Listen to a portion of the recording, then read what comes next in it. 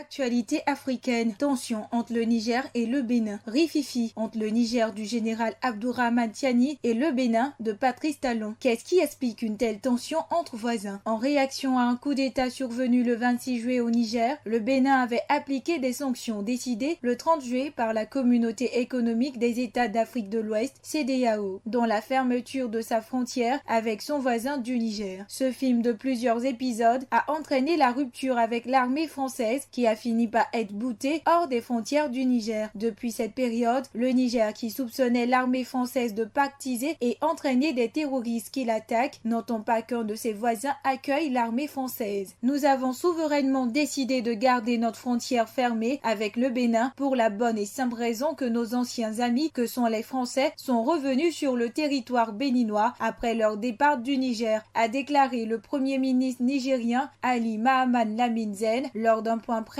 diffusé samedi 11 mai 2024 soir à la télévision publique. Dans cette grisaille, Patrice Talon, le président béninois, a interdit le chargement du pétrole nigérien acheminé par oléoduc jusqu'à la plateforme de Sémé Poji en eau béninoise. On ne peut pas nous voir comme des ennemis et vouloir de nos biens, de nos efforts, de notre collaboration autrement que dans l'adversité également. Dans ce méli-mélo, Stélio Gilles Robert Capochichi, connu sous le pseudonyme de Kémy Séba, explose. Disons, il y a le temps de la guerre, il y a le temps du dialogue. Ce n'est pas comme ça que les choses fonctionnent, monsieur Talon.